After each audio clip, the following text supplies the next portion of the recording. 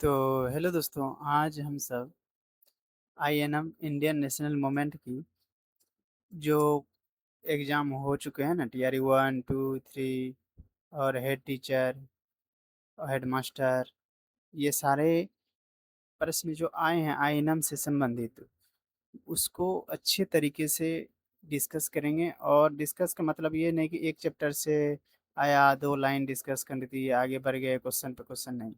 एक चैप्टर से मान लीजिए क्वेश्चन अगर आया है, तो उस पूरा टॉपिक को ही ख़त्म कर देना एक क्वेश्चन से रिलेट करके। यानी कि जितना क्वेश्चन होगा उतना टॉपिक कंप्लीट होगा। क्वेश्चन कम होगा, बस डिटेल अच्छे तरीके से क्लियर होते हुए कॉन्सेप्ट के साथ हम सब आगे बढ़ेंगे। और चाहे आप तैयारी कर रहे हो 1 टू 5, 6 टू 8, 9, 10, 11, 12, सभी में आईएनएम्स का क्वेश्चन 8 मार्क्स का पूछा ही जाएगा। और 1 टू 5 का तो इससे ज़्यादा है, आई 1 टू 5 का तो सिलेबस ये आईएनएम से संबंधित ही है। उनके लिए तो रामबाण साबित होगा ये वीडियो। आइए स्टार्ट करते हैं हम सब।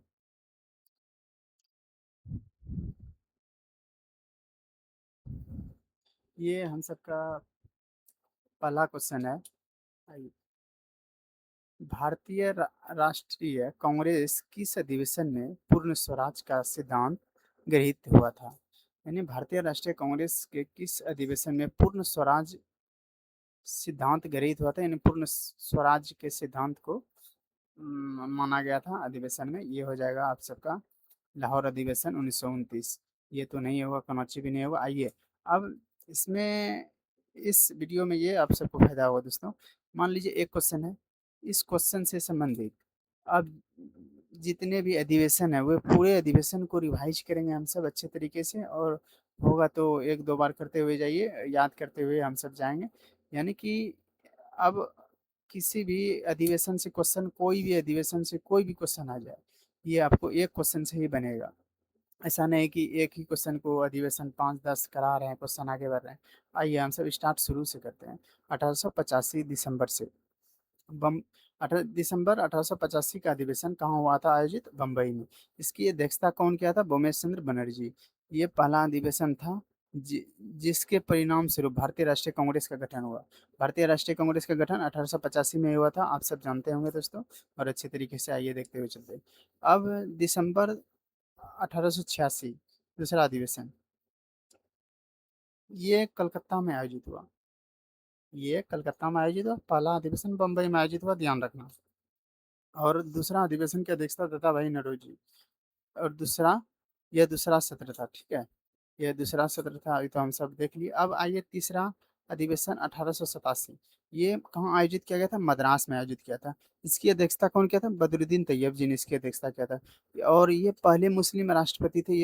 ये तीसरी सत्र थे, यानी तीसरा अधिवेशन ये है, तो तीसरी सत्र है, ठीक है। आइए क्रमवार तरीके से सब देखते हुए चलते हैं। एक बार देख लीजिए अच्छे तरीके से, बार बार नहीं देखना पड़ेगा आपको, इसलिए अच्छे से देखते जाइए।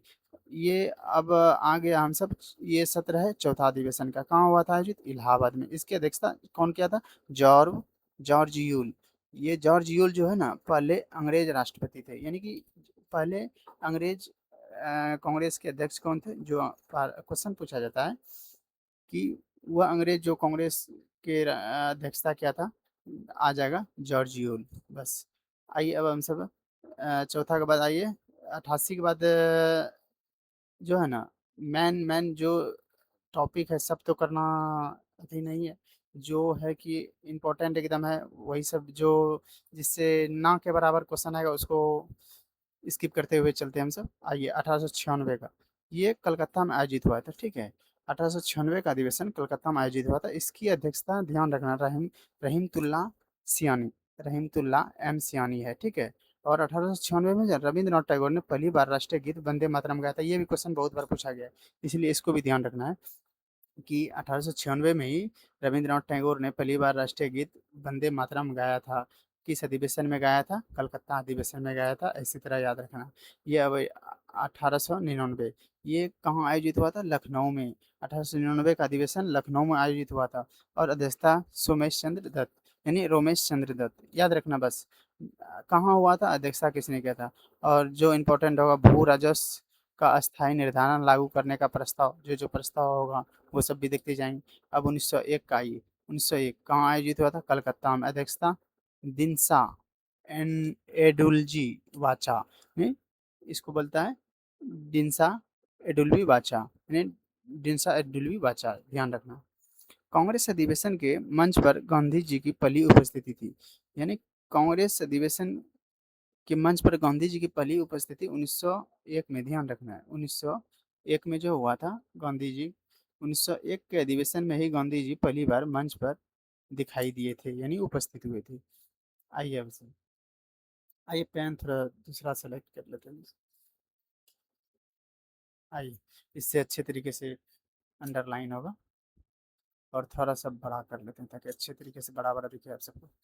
ठीक है, ये नोट्स दोस्तों बहुत इंपॉर्टेंट तरीके से बनाया गया है और अच्छे, आपको बहुत कारगर साबित होगा। इस वीडियो को देखने के बाद आप अगर आईएनएम में नहीं भी कुछ जानते हैं तो आप डायरेक्ट क्वेश्चन लगाइएगा, आपका बहुत कॉन्सेप्ट क्लियर हो जाएगा। इसके बाद आइए दिसंबर 1905, यानी कि 1905 का अधिवेशन देखते हैं। ये बनारस में आयोजित हुआ था, ठीक है, ये बनारस में आयोजित हुआ था, और इसकी अध्यक्षता जो गोपाल कृष्ण गोखले के द्वारा किया गया था। 1905 का बनारस अधिवेशन गोपाल कृष्ण गोखले के द्वारा, और इसमें प्रस्ताव सरकार के खिलाफ स्वदेशी आंदोलन के आधिकारिक घोषणा की गई।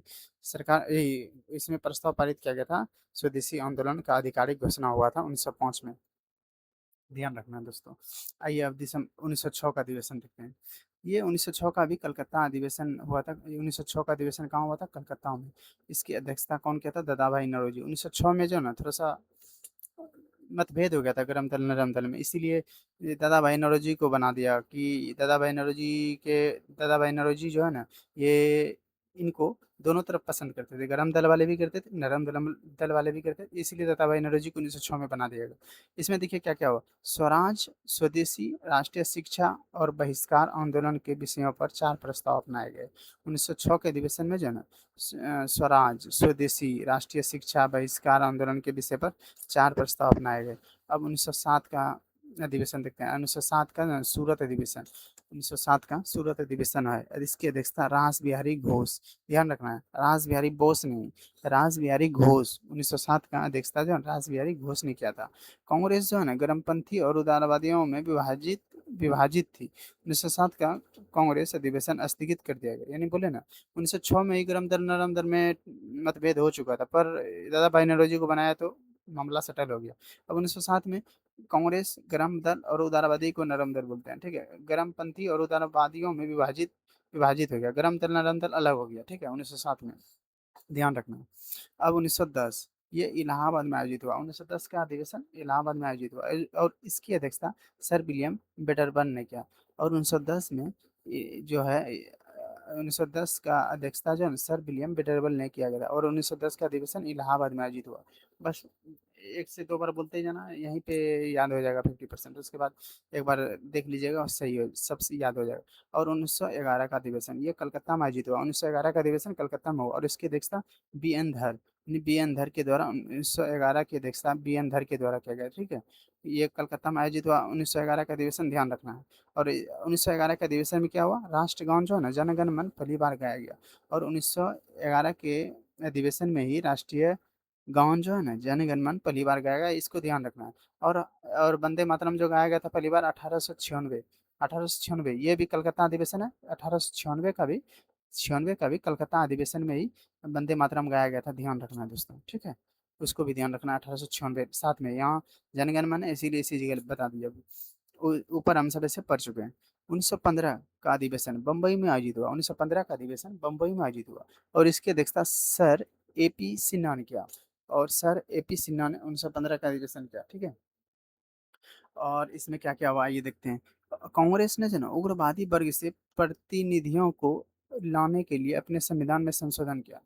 कांग्रेस ने उग्रवादी वर्ग से प्रतिनिधियों को लाने के लिए संविधान में संशोधन किया, अच्छा संविधान में संशोधन किया। आइए अब 1916 का अधिवेशन, ये भी बहुत इंपॉर्टेंट है। 1916 का अधिवेशन आइए देखते हैं। 1916 का अधिवेशन जो है ना लखनऊ में आयोजित हुआ। इसकी अध्यक्षता ए सी पी मजूमदार, यानी इसकी अध्यक्षता जो ए सी मजूमदार, ध्यान रखना है, इसकी अध्यक्षता जो है ए सी मजूमदार के द्वारा किया गया 1916 का, ठीक है। 1916 की अध्यक्षता ए सी मजूमदार, याद रखना, लखनऊ अधिवेशन। कांग्रेस के दो धड़े यानी नरमपंथी और गरमपंथी एक हो गए। 1907 में जो दोस्तों अलग हुआ था नरम दल गरम दल, अब 1907 के बाद 1916 में जाके एक हो रहे हैं, अच्छी बात है, दोनों नरमपंथी गरमपंथी एक हो गए, ठीक। आइए, कांग्रेस और मुस्लिम लीग ने एक साथ मिलकर लखनऊ समझौते पर हस्ताक्षर किया। इसी में गरम दल नरम दल तो एक हुए ही, और कांग्रेस के मुस्लिम लीग ने एक साथ मिलकर जो है ना लखनऊ समझौते पर हस्ताक्षर किया, ठीक है। ये भी कांग्रेस भी और मुस्लिम लीग भी एक साथ आ गए इसमें 1916 में ही, ये भी ध्यान रखना। और दिसंबर 1917 कलकत्ता में आयोजित हुआ, दिसंबर 1917 जो है कलकत्ता में आयोजित हुआ, और इसकी अध्यक्षता एनी बेसेंट, बस इतना याद रखना। आइए 1918 से संबंधित देखते हैं। 1918 में 2 बार अधिवेशन हुआ, ये भी देखना याद रखना। 1918 में अगस्त 1918 में बम्बई में आयोजित हुआ। इसकी अध्यक्षता सोमेश चंद्र दत्त, ध्यान रखना, इसकी अध्यक्षता सोमेश चंद्र दत्त थे, ठीक है। और दिसंबर 1918 में जो है दिल्ली में आयोजित हुई, दिसंबर 1918 में दिल्ली में आयोजित हुई। ये जो दिसंबर में आयोजित होता था ना दोस्तों, ये विशेष अधिवेशन जो है ना दिसंबर में आयोजित होता है, इसलिए दिसंबर वाला सब दिल्ली में ये रखना है। दिसंबर 1918 विशेष अधिवेशन दिल्ली में आयोजित, इसकी अध्यक्षता मदन मोहन मालवीय के द्वारा किया गया, ये भी याद रखना। अगस्त 1918 में आयोजन बम्बई में हुआ, इसकी अध्यक्षता रोमेश चंद्र दत्त। ये 2 बार हुआ है, हो सकता है अच्छे से इसको देखना पड़ेगा आ जाए कि अगस्त 1918 की अध्यक्षता कहाँ हुआ, बम्बई में हुआ, इसकी अध्यक्षता कौन किया, रोमेश चंद्र दत्त किया। अब आ जाएगा दिसंबर 1918 की अध्यक्षता कहाँ हुआ, दिल्ली में हुआ, इसकी अध्यक्षता कौन, मदन मोहन मालवीय, ठीक है, इसी प्रकार याद रखिए। अब दिसंबर 1920 जो है ना आइए नागपुर में आयोजित हुआ, दिसंबर 1920 की आयोजन कहाँ हुआ, नागपुर में, इसकी अध्यक्षता सी विजया राघवाचार्य यानी सी विजय राघवाचार्य के द्वारा किया गया। 1920 की अध्यक्षता जो है सी विजय राघवाचार्य के द्वारा किया गया, इसी बार एक दो बार बोलते हुए जाना है। दिसंबर 1922 ये गया में आयोजित हुआ, दिसंबर 1922 का आयोजन कहाँ किया गया, गया में आयोजन किया गया, इसकी अध्यक्षता देश बंधु चित्तरंजन दास के द्वारा किया गया, देश बंधु सी आर दास यानी चित्तरंजन दास यानी सी आर दास। 1922 1922 का गया अधिवेशन ऐसे याद रखना है। 1922 का गया अधिवेशन की अध्यक्षता किसने किया, सी आर दास ने द्वारा, सी आर दास ने किया। अब 1924 आ जाइए, 1924 का बेलगांव आयोजन, बेलगांव को ये बेलगांव बेलगांव में 1924 का बेलगांव अधिवेशन कौन किया, बेलगांव अधिवेशन जो महात्मा गांधी के द्वारा किया गया, ठीक है। बेलगांव अधिवेशन बेलगांव अधिवेशन ध्यान रखना दोस्तों, महात्मा गांधी के द्वारा किया गया। अब आइए अप्रैल 1925 ये कानपुर में आयोजित हुआ, अप्रैल 1925 कानपुर में आयोजित हुआ, और इसकी अध्यक्षता जो श्रीमती सरोजिनी नायडू के द्वारा किया गया, ठीक। अब 1927 का अधिवेशन मद्रास में आयोजित हुआ, और इसकी अध्यक्षता एम ए अंसारी के द्वारा 1927 में आयोजन किया गया, और 1929 में जो है ना आयोजित हुआ, 1929 में लाहौर में आयोजित हुआ, 1929 में लाहौर में आयोजित हुआ, और इसकी अध्यक्षता जवाहरलाल नेहरू के द्वारा किया गया। इसी में जो है ना ऊपर जो हम सब क्वेश्चन देखे थे, ये वाला भारतीय राष्ट्रीय कांग्रेस के किस अधिवेशन में पूर्ण स्वराज का सिद्धांत गृहीत किया गया, लाहौर अधिवेशन 1929, वही पंडित जवाहरलाल नेहरू के द्वारा किया गया था, ठीक है। इसी 1929 में जवाहरलाल नेहरू की अध्यक्षता में किया गया था, उसी में हुआ था। मार्च 1931 जो है कराची में आयोजित किया गया, बस थोड़ा सा ये धुंधला है, बस इतना है, थोड़ा हम बता रहे हैं ऐसे अच्छे से। मार्च 1931 कराची में आयोजित हुआ, ठीक।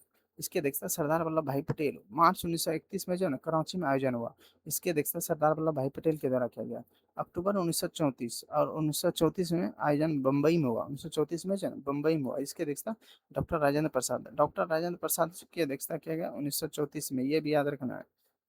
डॉक्टर राजेंद्र प्रसाद के द्वारा अध्यक्षता किया गया 1934 में बम्बई अधिवेशन। और जून 1936 में जो जून 1936 में लखनऊ में आयोजन किया गया, इसका अध्यक्षता जवाहरलाल नेहरू, इसकी अध्यक्षता जवाहरलाल नेहरू, ठीक है। 2 बार जवाहरलाल नेहरू आ चुके हैं, ठीक है दोस्तों। अब देखिए तीसरा बार 36, देखिए पहला बार जवाहरलाल नेहरू का कौन हुआ, 29, उसके बाद 36, उसके बाद फिर 37 आ गया, ठीक।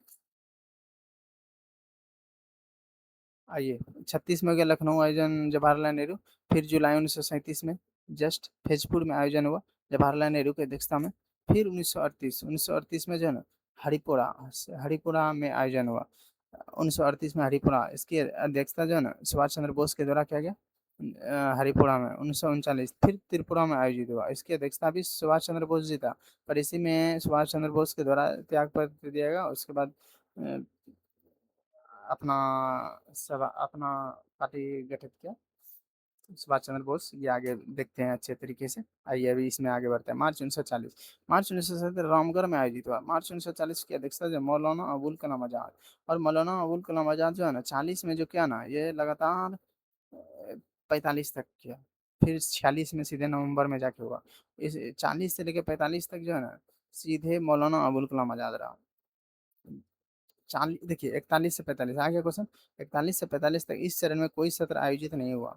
यानी कि 40 में जो मौलाना अबुल कलाम आजाद रहा, ये ही कांग्रेस के अध्यक्ष रहे। और इनके नाम ही लंबा, सबसे लंबा अध्यक्ष का रिकॉर्ड मौलाना अबुल कलाम आजाद के नाम से क्वेश्चन पूछा जाता है, ध्यान रखना है। आइए, नवंबर 1946 मेरठ में आयोजित हुआ। अध्यक्षता जेबी कृपलानी। लास्ट। अब इससे संबंधित देखिए फैक्ट, ये तो हम सब देख लिए।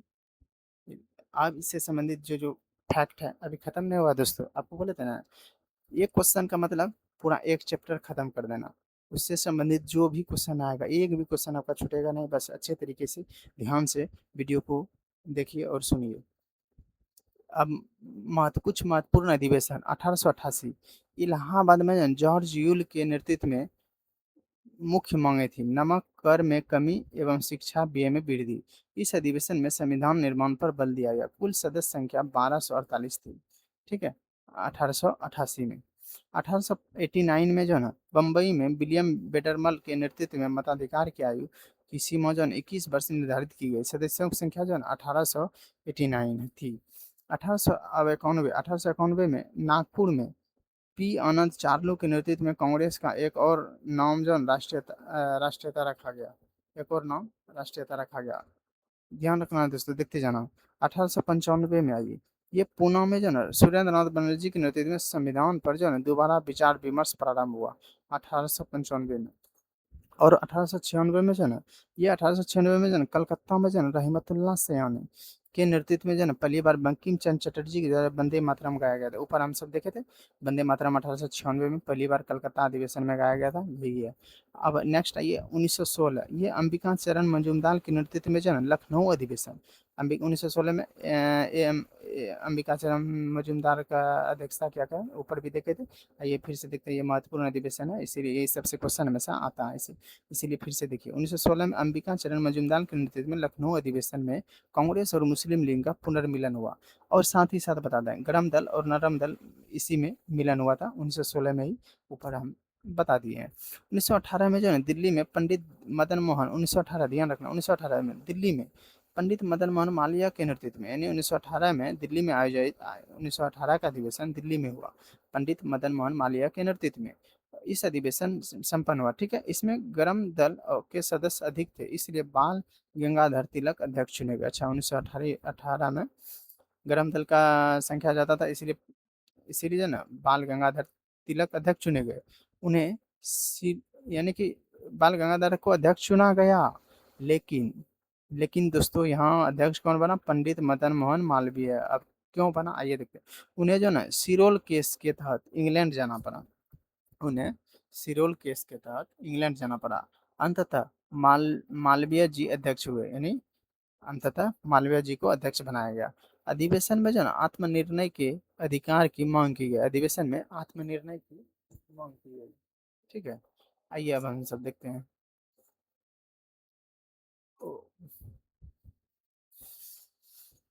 1920, 1920 में जो नागपुर में जो ना विजय राघवाचार्य के नेतृत्व में अधिवेशन हुआ। इसमें भाषा के आधार पर देश को प्रांतों में विभाजित किया गया और कांग्रेस की सदस्यता हेतु वार्षिक चार आना किया गया। बस दोस्तों, थोड़ा सा अगर धुंधला दिखाई दे तो थोड़ा सा गौर से अभी सुन लीजिएगा, क्योंकि ज़्यादा ऐसा नहीं है, बस 2-3 लाइन थोड़ा पीडीएफ को स्कैन करने में मिस्टेक हो गया, इसी कारण। ठीक है, चंदा जो है ना 4 आना किया गया। लोकमान्य तिलक के नाम लोकमान्य तिलक स्वराज फंड स्थापना किया गया। ठीक है, आइए 1921 में जो है ना अहमदाबाद में जो है ना अध्यक्षता पद 1921 में अहमदाबाद में जो है ना अध्यक्षता पद हेतु चितरंजन दास का चुनाव किया गया, मगर उनके जेल में होने के कारण अध्यक्ष हकीम अजमल खां को बनाया गया। अब 1924 में जो है बेलगांव में कांग्रेस अधिवेशन की अध्यक्षता राष्ट्रपिता महात्मा महात्मा गांधी के द्वारा किया गया। बेलगांव बेलगांव का अधिवेशन महात्मा गांधी 1924 ध्यान रखना अच्छे से। और 1926 में जो ना गुवाहाटी में जो ना श्रीनिवास अयंगर की अध्यक्षता में संपन्न अधिवेशन गद्दर पहनना यानी खद्दर पहनना अनिवार्य घोषित कर दिया गया। खद्दर 1927 में जो ना मद्रास में जो ना एम ए अंसारी के नेतृत्व 1927 में एम ए अंसारी के नेतृत्व में अधिवेशन में जो ना पूर्ण स्वराज का प्रस्ताव पास किया गया। 1927 में पूर्ण स्वराज, ध्यान रखना दोस्तों, याद रखना अच्छी तरीके से। 1929 में लाहौर के एक ऐतिहासिक अधिवेशन के अध्यक्ष जवाहरलाल नेहरू थे। इस अधिवेशन में भारत की पूर्ण स्वाधीनता का लक्ष्य पारित हुआ। यही क्वेश्चन था दोस्तों, जो कि इतना अच्छे तरीके से डिस्कस करते हुए हम सब आ रहे हैं। 1936 में लखनऊ में इन्हीं के नेतृत्व में कांग्रेस पार्लियामेंट्री बोर्ड की स्थापना हुई। ठीक है। 1937 में आई 1937 में फैजपुर में प्रांतीय स्वशासन के प्रस्तावों के साथ जवाहरलाल नेहरू अध्यक्षता थे। 1937 में भी जवाहर फैजपुर अधिवेशन में जवाहरलाल नेहरू अध्यक्ष बने थे, याद रखना। अब 1938 हरिपुरा गांव में हरिपुरा अधिवेशन 1938 के हरिपुरा अधिवेशन की अध्यक्षता सुभाष चंद्र बोस की अध्यक्षता में गांधी जी के विरोध के बाद स्वराज का प्रस्ताव पास हुआ। गांधी जी के विरोध के बाद भी स्वराज का प्रस्ताव पास हुआ। नहीं, स्वराज का प्रस्ताव इसमें हरिपुरा अधिवेशन में पास हुआ, गांधी जी विरोध कर रहे थे। ठीक है। तो दोस्तों हो गया। आइए नेक्स्ट क्वेश्चन हम सब आइए देखते हैं। पंजाब में जो ना कूका आंदोलन का प्रारंभिक उद्देश्य क्या था? पंजाब में कूका आंदोलन का प्रारंभिक उद्देश्य क्या था?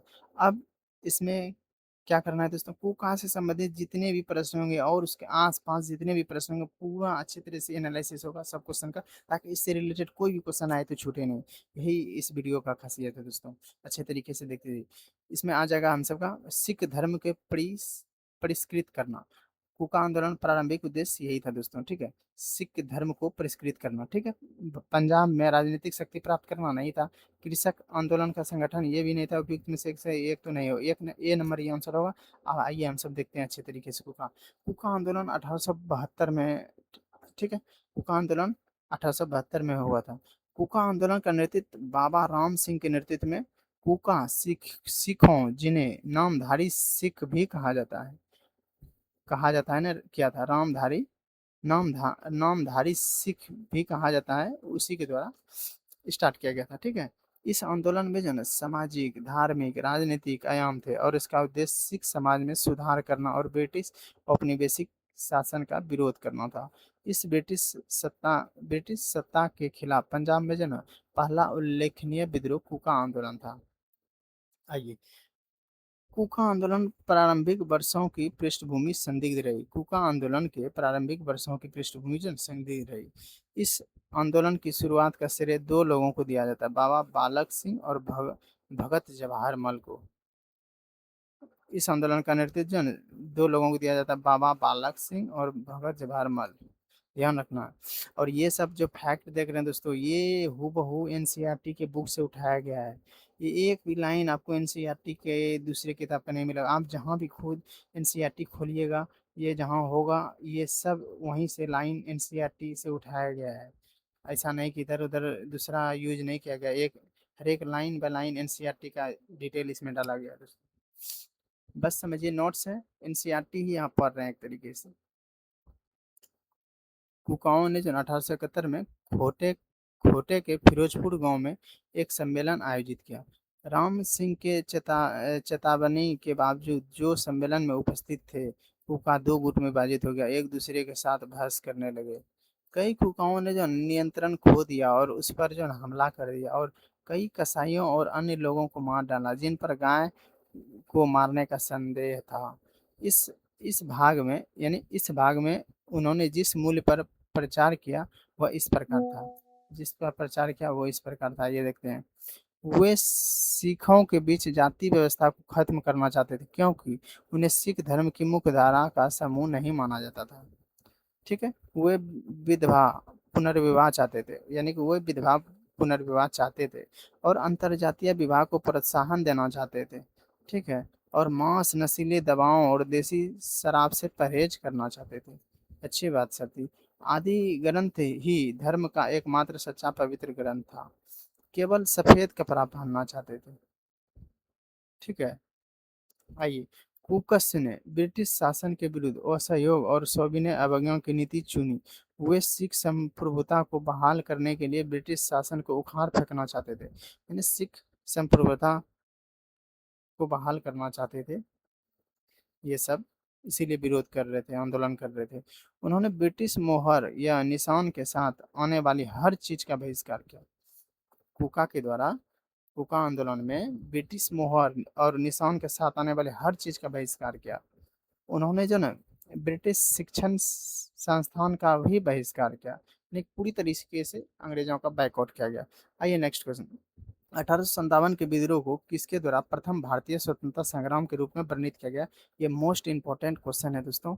ये किसी न किसी रूप में इसके डिस्कशन से फिक्स है, घूर फिर के क्वेश्चन आएगा। और ये एक क्वेश्चन है, पर इस तरह का क्वेश्चन इससे रिलेटेड 5-6 टीआरई 3 में पूछा गया, 2 में भी पूछा गया, इसीलिए इसको अच्छी तरीके से जो अभी डिस्कशन करेंगे डिटेल में वो देखिएगा। ये आ जाएगा बी डी सावरकर। 1857 के विद्रोह को प्रथम भारतीय स्वतंत्रता संग्राम बी डी सावरकर के द्वारा ही कहा गया था, ठीक है दोस्तों, इसीलिए। आइए देखते हैं। बी डी सावरकर का जन्म जो है ना 28 मई 1883 को महाराष्ट्र में नासिक के पास भागुर गांव में जन्म हुआ था। भागुर गांव में जन्म हुआ था। अभिनव भारत सोसाइटी नामक एक गुप्त सोसाइटी की स्थापना की, यानी कि अभिनव भारत सोसाइटी नामक एक गुप्त सोसाइटी की स्थापना की। किसने? बी डी सावरकर ने। किसने किया? बी डी सावरकर के द्वारा किया गया। देखिए ध्यान रखना। आइए। United kingdom United kingdom United kingdom गए और इंडिया हाउस और फ्री इंडिया सोसाइटी जैसे संगठन से जुड़े रहे। वे 1937 से 1943 तक हिंदू महासभा के अध्यक्ष रहे। 1937 से 1943 तक हिंदू महासभा के अध्यक्ष रहे। हो सकता है नेक्स्ट टीआरई में यही क्वेश्चन पूछ दे कि 1937 से 43 तक यह हिंदू महासभा के अध्यक्ष कौन रहे, कितने साल, साल गिन देगा। 37, चार चार 3 साल इधर, 3 साल उधर, 6 साल। हिंदू महासभा के अध्यक्ष कौन रहे? ऑप्शन दे देगा, ये ऑप्शन नहीं दे देगा। 37 से 43 तक कौन रहा? B D Savarkar. ध्यान रखो, सावरकर ने history of the the history of the war of Indian independence नाम से एक किताब लिखी, जिसमें उन्होंने 1857 के सिपाही विद्रोह में इस्तेमाल की गई गुरिल्ला युद्ध की चालों के बारे में लिखा। उन्होंने जो ना हिंदुत्व हिंदुत्व हु इज हिंदू पुस्तक भी लिखी। उन्होंने हिंदुत्व हु इज हिंदू पुस्तक भी लिखी।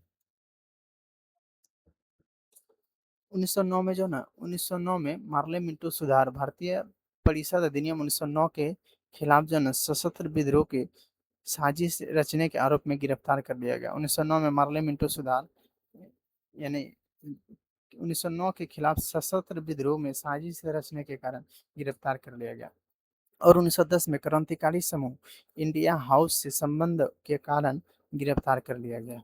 सावरकर पर जो है ना एक आरोप जो है ना नासिक कलेक्टर जैक्सन की हत्या, यानी सावरकर पर जो है बी डी सावरकर पर नासिक कलेक्टर जैक्सन की हत्या के लिए उकसाने का था। और दूसरा भारतीय दंड संहिता 121 ए के तहत राजा सम्राट के खिलाफ साजिश रचने का था। 2 मुकदमे के बाद सावरकर को दोषी ठहराया गया और 50 साल की कैद की सजा सुनाई गई, जिसे काला पानी भी कहा जाता है। और 1911 में अंडमान और निकोबार द्वीप समूह की सेलुलर जेल में भेज दिया गया। मृत्यु जो है ना, मृत्यु अपनी इच्छा से मृत्यु उपवास के कारण, मृत्यु अपने इच्छा से मृत्यु उपवास के कारण 26 फरवरी 1966 को इनकी मृत्यु हो गई। बी डी सावरकर की मृत्यु 1966 में अपनी इच्छा से उपवास से हो गई। अब नेक्स्ट क्वेश्चन आइए। भारतीय किसान के इतिहास में संगठित असहयोग का परचम उदाहरण कहाँ घटित हो? क्वेश्चन देखिए कैसे भी किसी को मत। भारतीय किसानों के इतिहास में संगठित असहयोग का परचम उदाहरण कहाँ घटित हुआ, यानी कि असहयोग का प्रथम उदाहरण कहाँ देखने को मिला? डायरेक्ट क्वेश्चन यही पूछ रहा है कि भारतीय किसानों के इतिहास में संगठित असहयोग का प्रथम उदाहरण कहाँ देखने को मिला? ये बिहार और बंगाल। ये तो चंपारण आंदोलन उस समय तो बिहार और बंगाल है। इसका तो आंसर हो जाएगा चंपारण में जब गांधी जी आए थे। गांधी जी जो आए थे चंपारण, चंपारण में, वहीं से रिलेटेड क्वेश्चन है। ये बिहार होना चाहिए, बिहार और बंगाल दोनों है। बिहार बंगाल दोनों है, ये तो होगा नहीं। इसीलिए इसका आंसर हो जाएगा उपयुक्त में से कोई नहीं। इसका आंदोलन बिहार से पड़ा था तो हो जाता दोस्तों। आइए, चंपारण सत्याग्रह 1917। बिहार के चंपारण जिले में नील के बागानों में रहने वाले किसानों पर यूरोपीय बागान मालिकों के द्वारा अत्यधिक अत्याचार किया गया और उन्हें अपनी भूमि के कम से कम 3/20 यानी 3/20 तीन कठिया पद्धति इसी को बोलते हैं दोस्तों, कि आप 20 कट्ठा अगर है तो उसमें आपको 3 कट्ठे पर जो है ना नील की खेती करनी पड़ती थी जबरदस्ती। उसी को 3 कट्ठा पद्धति के नाम से जानते हैं, इसको याद रखना। 20 कट्ठे होते थे, 20 कट्ठे को बिहार में 1 बीघा के नाम से जाना जाता है, ठीक है। बिहार में 1 बीघा 20 कट्ठा का होता है, उसी तरह 20 कट्ठा जिसके पास है उसको 3 कट्ठा पे नील का खेती करना पड़ता था, इसीलिए 3 कठिया पद्धति के नाम से जानते हैं। 3/20 के हिस्से पर नील की खेती करने करने और बागान मालिकों पर निर्धारित कीमतों पर बेचने के लिए मजबूर किया जाता था। और 1917 में महात्मा गांधी चंपारण पहुंचे और किसानों की स्थिति विस्तृत जांच करने लगे। उन्होंने चंपारण छोड़ने के यानी उन्होंने चंपारण छोड़ने के जिला अधिकारियों के आदेशों का अवहेलना किया। यानी कि जिलाधिकारी बोल रहे थे कि चंपारण से चले जाइए। इसीलिए इसमें जो ना क्वेश्चन में जो पूछा गया दोस्तों कि असहयोग का प्रथम उदाहरण कहाँ देखने को मिला, ये बिहार आ जाएगा। यानी आदेश की अवहेलना गांधी जी नहीं माने, इसीलिए जून 1917 में सरकार ने एक जांच समिति नियुक्त की और जिसमें गांधी जी भी एक सदस्य थे। चंपारण कृषि अधिनियम 1918 के अधिनियम ने किराएदारों और नील बागान मालिकों के द्वारा लगाए गए विशेष शुल्क में मुक्त कर दिया गया। अब आइए नेक्स्ट, पबना आंदोलन। चंपारण कृषि से संबंधित आंदोलन, चंपारण आंदोलन के बाद पबना आंदोलन भी देख लीजिए साथ साथ। क्या बोले हैं दोस्तों, इसमें अच्छी तरीके से आसपास के क्वेश्चन का ही पोस्टमार्टम करना है, साथ ही साथ आसपास के जितने भी टॉपिक है सबका पोस्टमार्टम होगा। पबना आंदोलन 1870 से 80 के बीच में हुआ, याद रखना है, बहुत इंपॉर्टेंट है। पूर्वी बंगाल के बड़े हिस्से में जमींदारों ने जबरन लगान और भूमि कर वसूल किया, जो अक्सर गरीब किसानों के लिए बढ़ाया जाता था। किसानों किसानों को जो 1859 के अधिनियम 10 के तहत जो अधि अधिभोग अधिभोग अधिकार प्राप्त करने से भी रोका गया था। मई 1873 में पबना जिले यानी पटना, पूर्वी बंगाल और यूसुफ शाही परगना में एक एग्रेरियन रिंग का गठन किया गया था। किराया हर हड़तालें आयोजित की गई, यानी किराया हड़तालें आयोजित की गई, धन जुटाया गया और संघर्ष पूरे पटना और पूर्वी बंगाल के अन्य जिले में फैल गया। संघर्ष मुख्य रूप से कानूनी प्रतिरोध और हिंसा थी थोड़ी हिंसा थी। असंतोष यानी 1885 तक जारी रहा, यानी असंतोष 1885 तक जारी रहा। सरकार ने 1885 के बंगाल किराएदारी अधिनियम द्वारा अधिभोग अधिकारों को बढ़ाया। आइए दोस्तों नेक्स्ट क्वेश्चन है। वर्ष 1946 में बनी अंतरिम सरकार डॉक्टर राजेंद्र प्रसाद के पास कौन सा विभाग, ये अंतिम 1946 में जो ना बनी अंतरिम सरकार में है ना डॉक्टर राजेंद्र प्रसाद के पास खाद्य एवं कृषि विभाग हमेशा पास में रहा, उनके पास ये विभाग ही रहे हैं। और इनसे संबंधित जो विभाग है ये अभी देख लेते हैं, जिसको भी जो जो मैन मैन होगा सब अभी अच्छे से देख लेते हैं। एक अंतरिम सरकार को जो ना अंतिम यानी अस्थायी सरकार के रूप में भी जाना जाता है, अंतरिम सरकार को। इसका गठन नई सरकार के चुने जाने तक देश के आंतरिक और बाहरी मामलों की देखभाल के लिए किया जाता है, ठीक बात है। ये सब लाइन एनसीईआरटी से निकाल उठाया गया है दोस्तों, बस विश्वास करके अच्छे से देखिए, आपको बहुत बेनिफिट होगा इससे। 1946 में जो ना ब्रिटिश प्रधानमंत्री क्लेमेंट एटली द्वारा भेजे गए ब्रिटिश कैबिनेट मिशन के प्रस्तावों के बाद संविधान सभा का चुनाव हुआ और 2 सितंबर 1946 को भारत की अंतरिम सरकार का गठन किया गया था। याद रखना, 2 सितंबर 1946 को भारत की अंतरिम सरकार का गठन किया गया था। और 26 सितंबर 1946 को नेहरू ने सभी देशों के साथ राजनयिक संबंध को शामिल होने की सरकार की योजना को घोषणा की। यानी कि 26 सितंबर 1946 को नेहरू ने सभी देशों के साथ राजनयिक संबंधों में शामिल होने की सरकार की योजना की घोषणा की। 26 सितंबर 1946 में ही सभी देशों के साथ राजनयिक संबंध स्थापित हो गए और उन्होंने उपनिवेश राष्ट्रों की स्थापना के लिए समर्थन समर्थन व्यक्त किया, यानी कि उपनिवेश राष्ट्रों की स्वतंत्रता के लिए समर्थन व्यक्त किया। अब अंतरिम सरकार से संबंधित क्वेश्चन आइए देखते हैं। अंतरिम सरकार का नेतृत्व जो है जवाहरलाल नेहरू ने किया था। अंतरिम सरकार का नेतृत्व जो है जवाहरलाल नेहरू ने किया था। 9 दिसंबर 1946 को संविधान सभा ने पहला सत्र शुरू किया। 9 दिसंबर 1946 में संविधान सभा ने पहला सत्र शुरू किया और डॉक्टर राजेंद्र प्रसाद इसके पहले अध्यक्ष चुने गए। डॉक्टर राजेंद्र प्रसाद को पहला अध्यक्ष बनाया गया, ये भी ध्यान रखना। अब विदेश मामले और राष्ट्रमंडल संबंध, विदेश मामले और राष्ट्रमंडल संबंध जो है ना जवाहरलाल नेहरू से संबंधित है। विदेश मामले और राष्ट्रमंडल जवाहरलाल नेहरू देख रहे थे। गृह मंत्रालय और सूचना और प्रसारण मंत्री ये सब सरदार वल्लभ भाई पटेल के जिम्मे में था। गृह मंत्रालय, सूचना प्रसारण सरदार वल्लभ भाई पटेल और रक्षा मंत्री जो है सरदार बलदेव सिंह के द्वारा देखा जा रहा था। और व्यापार व्यापार मंत्रालय जो है इब्राहिम इस्माइल चुंदरी गाड़ी, यानी इस्माइल चुंदरी गाड़ी के द्वारा व्यापार मंत्रालय उसके अधीन था। उद्योग और आपूर्ति मंत्रालय जो है डॉक्टर जॉन मथाई के अंडर था। उद्योग और आपूर्ति मंत्रालय जॉन मथाई।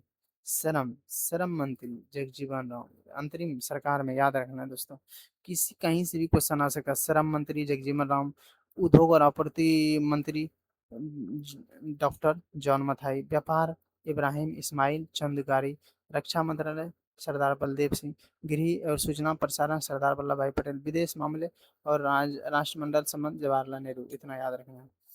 भारत और अंतरिम सरकार का मंत्रिमंडल निम्नलिखित सदस्य सदस्य बना। भारत की अंतरिम सरकार का मंत्रिमंडल निम्नलिखित सदस्य बना, ठीक है, वो देख लिया हमसे ऊपर। Commander in chief sir Claude Auchinleck थे, यानी कमांडर इन चीफ जो है ना सर क्लाउड ओचिन लेक थे, sir Claude Auchinleck. Jawaharlal Nehru जो ना उपाध्यक्ष और विदेश मामलों और राष्ट्र संबंधों के प्रभारी भी थे। जवाहरलाल नेहरू जो है उपाध्यक्ष के साथ साथ विदेश मामले था ही और राष्ट्रमंडल संबंधों के प्रभारी भी थे।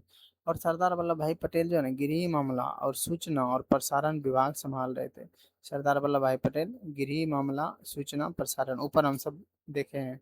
राजेंद्र प्रसाद के पास कृषि एवं खाद्य विभाग थे, जो क्वेश्चन अभी पूछे गए थे, खाद्य एवं कृषि राजेंद्र प्रसाद के पास। इब्राहिम इस्माइल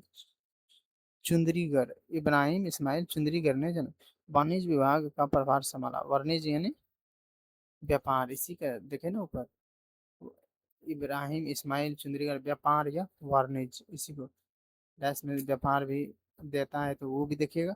वाणिज्य अगर देता है तो ये कैसा नहीं कि व्यापार खोजने लगे हैं और वाणिज्य दे दे, इसलिए दोनों को याद रखना। बलदेव सिंह रक्षा मंत्री थे। लियाकत अली खान वित्त मंत्री थे। सी राजगोपालचारी शिक्षा और कला मंत्री थे, ठीक है। जगजीवन राम श्रम मंत्री थे। जोगेंद्र नाथ मंडल कानून मंत्री थे। ध्यान रखना है दोस्तों, अंतरिम सरकार की मंत्रिमंडल बहुत इंपॉर्टेंट है। ये सब कहीं से भी कोई भी घुसा दे सकता है। जोगेंद्र नाथ मंडल कानून मंत्री थे, इसको इंपॉर्टेंट के पूछा नहीं हो सकता। जोगेंद्र नाथ मंडल। अब्दुल रब निस्तार अब्दुल रब निस्तार ने रेलवे और संचार, डाक और वायु विभाग का कार्यभार संभाला। अब्दुल रब निस्तार ने रेलवे, संचार, डाक, वायु विभाग का संभाला। और सी एच भाभा ने कार्य, खान, माइंस और शक्ति का विभाग संभाला। सी एच भाभा ने है ना कार्य, खान और शक्ति का विभाग संभाला। आइए नेक्स्ट क्वेश्चन अब हम सबका आ गया है। गांधी जी को जो ना विशेष रूप से चंपारण आने और वहाँ के कृषक दयनीय स्थिति को देखने के लिए किसने अनुग्रह किया था, यानी किसके द्वारा बुलाया गया था। ये ब्रजकिशोर प्रसाद नहीं, राजकुमार सिंह यही हो जाएगा। सुखराम गणेश से ये सब नहीं, राजकुमार शुक्ल के द्वारा गांधी जी को चंपारण की दशाओं को दिखाया गया था। चंपारण आंदोलन, गांधी जी के दबाव पर सरकार ने जो ना चंपारण एग्रेरियन कमेटी का गठन किया और गांधी जी भी इस कमेटी के सदस्य थे, ठीक है। इस कमेटी ने यह सिफारिश दी कि 3 कठिया व्यवस्था समाप्त कर दी जाए और इसके साथ ही अन्य कर भी समाप्त कर दिए जाए कि किसानों को देने पड़ते थे, जो किसानों को देने पड़ते थे। बढ़ाए गए लगान की दरें भी कमी की जाए। बढ़ाए गए दरों को भी कम की जाए। आइए अब अच्छे तरीके से देखते हैं दोस्तों, अब बड़ा बड़ा सही दिखेगा। कमी की जाए और जो वसूली अवैध रूप से किसानों से की जा चुकी है उसका 25% किसानों को लौटाया जाए। कमेटी की इस सिफारिश को जन 1919 के चंपारण एग्रोलियन एक्ट के रूप में पारित किया गया। यद्यपि यह आंदोलन किसानों की समस्याओं से संबंधित था, परंतु गांधी जी के अधिकांश सहयोगी भी शिक्षित मध्यम वर्ग से थे, जैसे राजेंद्र प्रसाद, आचार्य कृपलानी, गोरख प्रसाद, ब्रजकिशोर प्रसाद और धरणीधर प्रसाद आदि। चंपारण सत्याग्रह में महत्वपूर्ण भूमिका अदा की। ये जो नाम बोले सब गांधी जी के साथ आए थे, इसीलिए हो सकता है कभी कभी क्वेश्चन में ये सबका नाम पूछ देता है, ये गांधी जी के साथ कौन थे, और उसमें 3 ऑप्शन देगा, एक ऑप्शन में नहीं था, या एक का नाम दे देगा, 3 को दूसरे नाम रहेगा। राजेंद्र प्रसाद, इसलिए फिर से देखिए, राजेंद्र प्रसाद, आचार्य कृपलानी, गोरख प्रसाद, ब्रजकिशोर प्रसाद, धरणीधर प्रसाद आदि चंपारण सत्याग्रह में महत्वपूर्ण भूमिका अदा की। स्थानीय महाजनों और गांव के मुख्तियारों ने भी गांधी जी को सहयोग दिया। चूंकि गांधी जी ने इस आंदोलन में अपने सिद्धांत सत्य और अहिंसा के आधार बनाया था, गांधी जी ने सत्य और अहिंसा को अपना आधार बनाया था, इसलिए इसे चंपारण सत्याग्रह भी कहा जाता है। बंगाल तथा बिहार के नील उत्पादक किसानों की स्थिति बहुत ही दयनीय थी। विशेषकर बिहार में नीलहे गोरों द्वारा जो तीन कठिया व्यवस्था प्रचलित थी, इस जिसमें किसानों को अपनी भूमि का 3/20 हिस्से पर नील की खेती करनी होती थी। यह सामान्यतः सबसे उपजाऊ भूमि होती थी। किसान नील की खेती नहीं करना चाहते थे, क्योंकि इसमें भूमि की उर्वरता कम हो जाती थी, यानी नील की खेती करने के बाद भूमि बंजर हो जाती थी, भूमि की सब शक्ति ही हीन खत्म हो जाती थी, ताकि वो नेक्स्ट फसल उपजा सके उसमें जान ही नहीं बचता था, इसीलिए नहीं करना चाहता था किसान सब। यद्यपि 1908 में 3 कठिया व्यवस्था को कुछ सुधार लाने की कोशिश की गई थी, परंतु इसमें किसानों की गिरती हुई हालत में कोई परिवर्तन नहीं हुआ। बगान मालिक किसानों को अपनी उपज उपज एक निश्चित धनराशि पर केवल उन्हें ही बेचने के लिए बाध्य करते थे, और वह राशि बहुत ही कम होती थी। इस समय जर्मनी के वैज्ञानिक ने कृत्रिम नीले रंग का उत्पादन करना शुरू कर दिया था, जिसके परिणाम स्वरूप विश्व के बाजारों में भारतीय नील की मांग गिर गई। चंपारण के अधिकांश बगान मालिक यह महसूस करने लगे कि नील के व्यापार में अब उन्हें अधिक मुनाफा नहीं होगा। ये सब लाइन जो पढ़ रहे हैं आप, एनसीईआरटी क्लास 7th 8 क्लास का जाके अच्छे से देखिएगा, वो वहाँ उसका सेम डिटेल एनसीईआरटी के पेज का छपा हुआ नोट से बनाया गया है।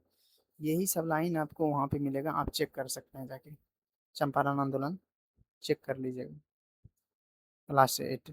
इसलिए मुनाफे को बनाए रखने के लिए उन्होंने अपने घाटे को किसानों पर लादना शुरू कर दिया। इसके लिए जो रास्ते उन्होंने अपनाए, उसमें किसानों से यह कहा गया कि यदि वे उन्हें एक बड़ा मुआवजा दे तो किसानों की नील की खेती से मुक्ति मिल सकती है। इसके अतिरिक्त उन्होंने लगान में अत्यधिक वृद्धि कर दी। नीलहों के इस अत्याचार से चंपारण के किसान त्रस्त थे। उसी समय 1916 ईस्वी में कांग्रेस के लखनऊ अधिवेशन, चंपारण के ही एक किसान राजकुमार शुक्ल ने इसका ध्यान इस समस्या की ओर आकर्षित कराया तथा महात्मा गांधी से चंपारण आने का अनुरोध किया। जब गांधी जी मोतिहारी यानी चंपारण का जिला कार्यालय पहुंचे तो उनकी उपस्थिति को जन शांति के लिए खतरा समझा गया। सरकार द्वारा उन्हें जन चंपारण छोड़ने का आदेश दिया गया, परंतु गांधी जी ने वहां की जनता के प्रति अपने दायित्व को समझते हुए इस आदेश को मानने से इनकार कर दिया। तत्काल ही उन्हें गिरफ्तार कर उन पर जिला न्यायालय का मुकदमा चलाया गया, परंतु बिहार सरकार में कमिश्नर और जिला न्यायालय के यह आदेश दिया कि इस मुकदमे को वापस ले लिया जाए। इसके साथ साथ गांधी को भी किसी प्रकार का आंदोलन करने से निषेध किया गया है, परंतु उन्हें किसानों के कष्टों के बारे में जानकारी हासिल करने की पूर्व स्वतंत्रता भी दे दी गई। इस क्रम में गांधी जी ने पहली बार बिहार के किसानों की समस्या, विशेषकर चंपारण के किसानों की समस्या को समझा, पहली बार समझा किसानों का दुख क्या होता है, किसानों की दर्द क्या होती है। आइए इसके साथ और थोड़ा सा बचा, इसके साथ साथ गांधी जी को भी किसी प्रकार के आंदोलन करने से निषेध किया गया, परंतु उन्हें किसानों के कष्टों के बारे में जानकारी हासिल करने की पूर्व स्वतंत्रता भी दे दी गई। इस क्रम में गांधी जी ने पहली बार बिहार के किसानों की समस्या और विशेषकर चंपारण के किसानों की समस्या को समझा। आइए नेक्स्ट क्वेश्चन दोस्तों हम सब देखते हैं। नेक्स्ट, मुस्लिम लीग द्वारा जो है ना किस तिथि को मुक्ति दिवस मनाया गया? मुस्लिम लीग के द्वारा जो है ना 22 सितंबर 1929 को ही मुक्ति दिवस मनाया गया। आइए, मुक्ति दिवस 22 दिसंबर 1939, 3 सितंबर 1939 को जो है ना तत्कालीन वायसराय लॉर्ड लिथगो ने घोषणा की कि भारत द्वितीय विश्व युद्ध के दौरान ब्रिटेन के साथ साथ नाजी जर्मनी के साथ युद्ध में था। उस समय भारत के प्रमुख राजनीतिक दल जो है ना भारतीय राष्ट्रीय कांग्रेस ने वायसराय के इस निर्णय पर आपत्ति जताई, जो भारतीय से परामर्श किए बिना ले लिया। यानी कि द्वितीय विश्व युद्ध में बिना भारतीय से परामर्श के ही भारतीय सैनिक को द्वितीय विश्व युद्ध में झोंक दिया। नाजी जर्मनी सबसे युद्ध जो हो रहा था। 22 अक्टूबर 1939 को कांग्रेस ने वायसराय की घोषणा के मद्देनजर अपने सभी मंत्रालयों से इस्तीफा देने का आह्वान कर दिया। इसी गुस्सा के कारण बिना पूछे जो भारतीय सैनिक को युद्ध में इस्तेमाल किया, इसीलिए एक साथ कांग्रेस ने सभी मंत्रालय से इस्तीफा दे दिया। और उसी वर्ष 2 दिसंबर को लीग प्रमुख मोहम्मद अली जिन्ना ने भारतीय मुसलमान से 22 दिसंबर को कांग्रेस से मुक्ति दिवस के रूप में मनाने का आह्वान किया। उन्होंने कहा कि मैं चाहता हूं कि पूरे भारत में मुसलमान शुक्रवार यानी 22 दिसंबर को मुक्ति दिवस मनाए। राहत के प्रतीक के रूप में धन्यवाद दें कि कांग्रेस शासन ने आखिरकार काम करना बंद कर दिया है। भारत में लीग द्वारा निर्णयानुसार यह दिन मनाया गया। कुछ अन्य दल भी इस जश्न में शामिल हुए। वे अखिल भारतीय दलित वर्ग संघ और स्वतंत्र श्रमिक पार्टी थे। वे अखिल भारतीय दलित वर्ग संघ और श्रमिक पार्टी थे।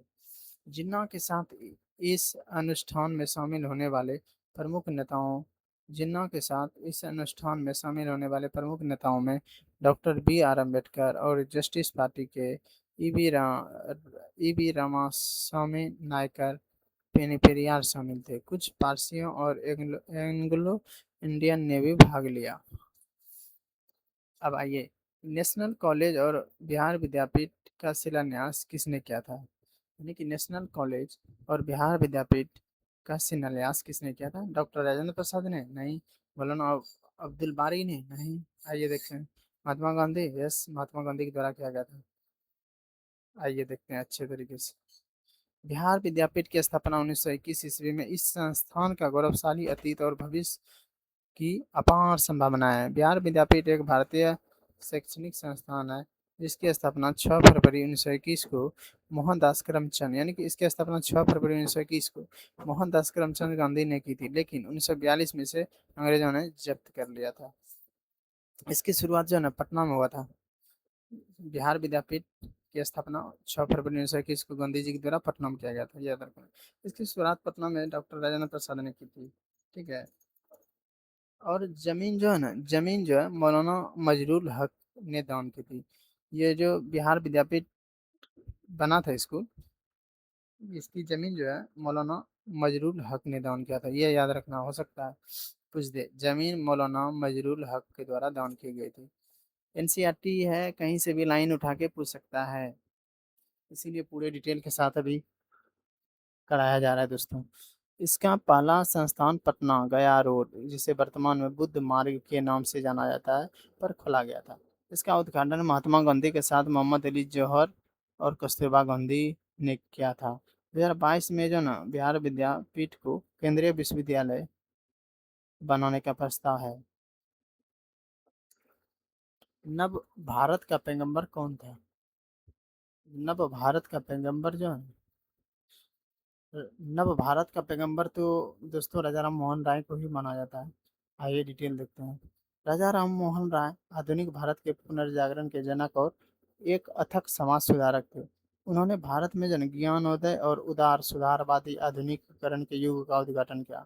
उन्हें नव भारत के पैगंबर के रूप में भी जाना जाता है। राजा राम मोहन राय का जन्म जन 22 मई 1972 को बंगाल में हुआ था। राजा राम मोहन राय का जन्म जो है ना 22 मई 1972 को बंगाल में हुआ था। उनकी प्रारंभिक शिक्षा पटना में फारसी और अरबी के अध्ययन शामिल था। उन्होंने कुरान, सूफी, रहस्यवादी कवियों की रचना और प्लेटो, अरिस्टो की रचना का अरबी अनुवाद पढ़ा।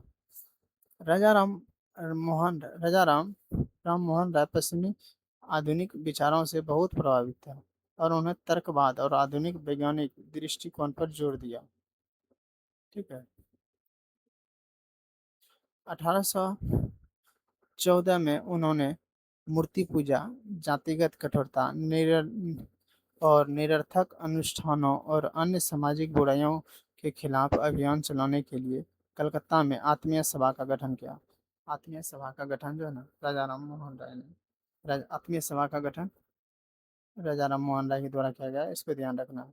इन्होंने ईसाई धर्म के कर्मकांड की आलोचना की और ईसा मसीह को ईश्वर का अवतार के रूप में अस्वीकार कर दिया। प्रिंसेस ऑफ जीसस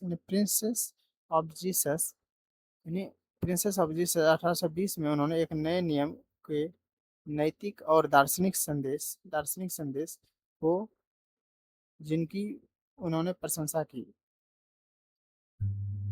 इसकी चमत्कारिक कहानियों से अलग करने की कोशिश की थी।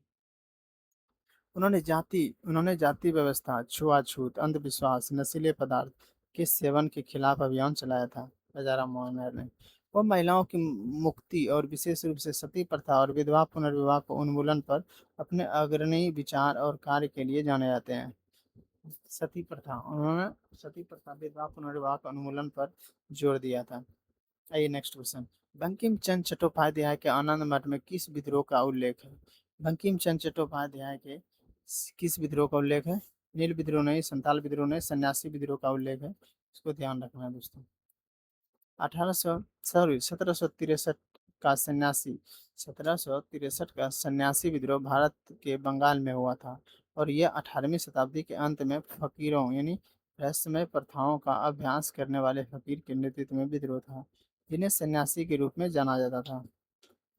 यह विद्रोह जो है जलपाईगुड़ी जिले में स्थित मुर्शिदाबाद और बैकुंठपुर के जंगलों में हुआ था। विद्रोह का नेतृत्व जो है मजनू शाह फकीर और पंडित भवानी चरण पाठक ने किया था। विद्रोह 1860 के दशक में विद्रोह 1860 के दशक के अंत में एक अस्पष्ट रूप से शुरू हुआ और अंततः 1863 में गति पकड़ ली।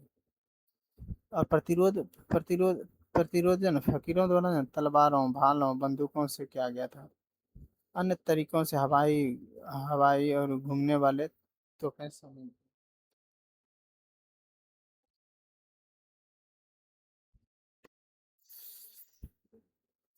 हालांकि फकीर जो है ना आमतौर पर सशस्त्र थे और अपने पसंद के हथियारों का इस्तेमाल करते थे। ग्रामीणों ने फकीर जो है ना शस्त्र के साथ रहते थे और अपनी पसंद के हथियारों का इस्तेमाल करें। ग्रामीण ने भी विद्रोह में भाग लिया। सन्यासी विद्रोह 1763 में भारत के कई हिस्सों में फैल गया।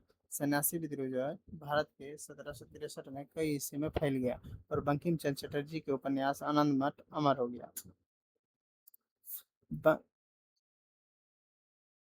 ठीक है। विद्रोह के सर्वश्रेष्ठ साहित्यक यादों में भारत के पहले आधुनिक उपन्यासकार बंकिम चंद्र चटर्जी के बंगाली उपन्यास आनंद मठ 1882 और देवी चौधरी रानी 1884 शामिल है। आइए नेक्स्ट क्वेश्चन देखते हैं। लंदन में जो ना अभिनव भारत के संस्थापक कौन थे? लंदन में जो ना अभिनव भारत के संस्थापक जो ना ये विनायक दामोदर सावरकर ही इसका आंसर होगा। आइए देखते हैं। जन्म विनायक दामोदर सावरकर का जन्म 28 मई 1883 को महाराष्ट्र के नासिक के पास भागुर गांव में हुआ था। उन्होंने अभिनव भारत सोसाइटी नामक एक गुप्त सोसाइटी की स्थापना की थी। यानी कि सावरकर यूनाइटेड किंगडम और इंडियन हाउस और फ्री इंडिया सोसाइटी जैसे संगठन से जुड़े थे और 1937 से 1943 तक हिंदू महासभा के अध्यक्ष थे। ऊपर शायद इसको डिस्कशन अच्छे से कर चुके हैं, फिर भी आइए स्पीड में देख लो। सावरकर ने the history of the war of Indian independence नामक एक पुस्तक लिखी, जिसमें उन्होंने 1857 के सिपाही विद्रोह में इस्तेमाल की गई गुरिल्ला युद्ध के चालों के बारे में लिखा। ये सब थोड़ा नहीं था, इसीलिए लग रहा है फिर से इसको डिस्कशन अच्छे से दिया गया है। उन्होंने हिंदुत्व कौन था, यानी हिंदुत्व, हिंदू कौन है, पुस्तक भी लिखा। उन्होंने हिंदुत्व यानी हिंदू कौन है पुस्तक भी लिखा था। सावरकर को 1909 में जन्म, मार्ले मिंटो सुधार यानी भारत परिषद अधिनियम 1909 के खिलाफ सशस्त्र विद्रोह की साजिश से रचने के आरोप में गिरफ्तार कर लिया गया था। 1910 में क्रांतिकारी समूह इंडिया हाउस से संबंध के कारण गिरफ्तार किया गया था। सावरकर पर एक आरोप नासिक कलेक्टर जैक्सन की हत्या के लिए उकसाने का था और दूसरा भारतीय दंड संहिता 121 के तहत राजा सम्राट के खिलाफ साजिश से रचने का था। दो मुकदमों के बाद सावरकर को दोषी ठहराया गया और 50 वर्ष की कैद सजा सुनाई गई, जिसे काला पानी भी कहा जाता है, और 1911 के अंडमान और निकोबार द्वीप समूह के सिल्वर जेल भेज दिया गया। यानी कि इसे सावरकर को जो है ना 1911 में ही अंडमान निकोबार भेज दिया गया। आइए, गदर पार्टी की स्थापना कहाँ पर हुई, ये क्वेश्चन टीआरई में पूछा गया है दोस्तों। गदर पार्टी की स्थापना कहाँ हुई? गदर पार्टी की स्थापना फ्रांस में नहीं हुई, जर्मनी में हुई, संयुक्त यूएसए में हुआ, संयुक्त राज्य अमेरिका। गदर पार्टी की स्थापना अमेरिका में हुआ, याद रखना अच्छे से। ये सब भी नहीं होगा। आइए, गदर गदर पार्टी भारत के ब्रिटिश शासन को समाप्त करने के लिए भारतीयों द्वारा आयोजित एक अंतर्राष्ट्रीय राजनीतिक आंदोलन था। इसका गठन जो है ना, गदर पार्टी के गठन जो है 1913 में हुआ। मुख्यालय संयुक्त राज्य अमेरिका और सैन फ्रांसिस्को में युगांतर आश्रम में था। इसकी स्थापना जो है सोहन सिंह भाकना और लाला हरदयाल ने की थी। गदर पार्टी का आयोजन जो संयुक्त राज्य अमेरिका में प्रवासी भारतीयों द्वारा किया गया था। गदर पार्टी का पुराना नाम जो है ना पैसिफिक कोस्ट हिंदुस्तान एसोसिएशन था। गदर पार्टी का नाम जो है ना 1913 में जो है अपनी पत्रिका गदर के शुभारंभ के बाद अपनाया गया। गदर पार्टी का नाम जो है ना, गदर पार्टी का नाम 1913 में अपनी पत्रिका गदर की शुभारंभ के बाद अपनाया गया। इसे 1948 में जन औपचारिक रूप से भंग कर दिया गया। बिरसा मुंडा द्वारा किसको जो है कमांडर इन चीफ नियुक्त किया गया? बिरसा मुंडा के द्वारा कमांडर इन चीफ नियुक्त किया गया, ठीक है। देमका मुंडा को नहीं, गया मुंडा को, सुंदर मुंडा को, इसको सुंदर मुंडा को, किसको? ये गया मुंडा लग रहा है। बिरसा मुंडा के द्वारा कमांडर इन चीफ नियुक्त किया गया गया मुंडा को, ठीक है। आइए डिस्कशन अच्छे से देखते हैं। इससे संबंधित जितने भी क्वेश्चन प्रश्न बनेंगे ऑल इससे सॉल्व हो जाएंगे। आदिवासी विद्रोह में जो मुंडा विद्रोह सबसे संगठित और विस्तृत विद्रोह था। बिरसा मुंडा के नेतृत्व में हुए इस विद्रोह को उलगुलान विद्रोह के नाम से जानते हैं, ठीक है। उलगुलान विद्रोह भी कहा जाता है। इस विद्रोह का मुख्य कारण दिकुओं और जमींदारों द्वारा शोषण और उत्पीड़न था। बिरसा मुंडा आंदोलन के नायक बिरसा मुंडा को नायक जो है ना, बिरसा मुंडा को जो है धरती आबा और बिरसा भगवान के नाम से जाना जाता था। उनका जन्म जो है 15 नवंबर 1875 को उलीहातू गांव में हुआ था।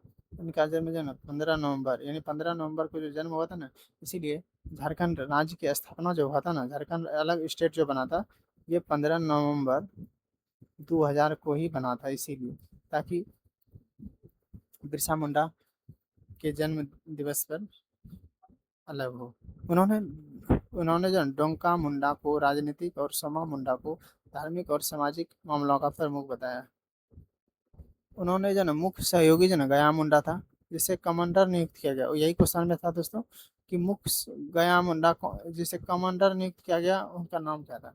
बिरसा मुंडा के द्वारा कमांडर इन चीफ नियुक्त किया गया, उसका नाम था गया मुंडा, ठीक है। गया मुंडा याद रखना।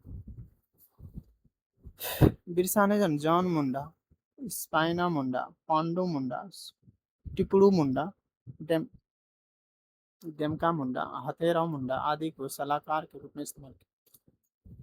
यानी खूटी खूटी तोरपा और बुंडू कर्रा रांची सिसई बसिया आदि क्षेत्रों में बिरसा के सैनिक सक्रिय थे। बिरसा आंदोलन का मुख्यालय जो है खूटी था। बिरसा आंदोलन का मुख्यालय खूटी था। इस आंदोलन को सरदार आंदोलन भी माना जाता है, क्योंकि सरदार आंदोलन के लोग मुंडा विद्रोह में शामिल हो गए थे। क्योंकि सरदार आंदोलन के लोग जो है ना मुंडा विद्रोह में शामिल हो गए थे। बिहार समाजवादी पार्टी का गठन जो है ना किन्होंने किया था? बिहार समाजवादी पार्टी का गठन जो है किन्होंने किया था? बिहार समाजवादी पार्टी का गठन जो है ना ये हो जाएगा दोस्तों, इसमें हो जाएगा फूलन प्रसाद वर्मा और जयप्रकाश नारायण। ठीक है, आइए अब बाकी देखते हैं अच्छे से डिस्कशन में। बिहार समाजवादी पार्टी का गठन 1931 में मार्क्सवादी लेनिनवादी समाजवादियों की विचारधारा के द्वारा कांग्रेस के भीतर किया गया था। इसका गठन जे.पी. नारायण के नेतृत्व में फूलन प्रसाद वर्मा ने किया था। जयप्रकाश नारायण हो तो गया। ठीक है, फूलन प्रसाद वर्मा और जयप्रकाश नारायण दोनों है, आंसर यही होगा।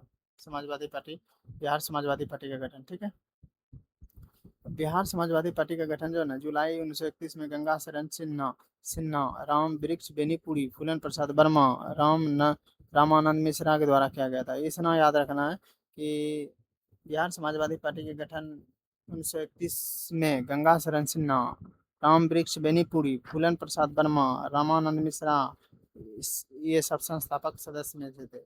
इनको भी याद रखना। बिहार समाजवादी पार्टी के बाद 1934 में कांग्रेस सोशलिस्ट पार्टी की नींव रखी गई।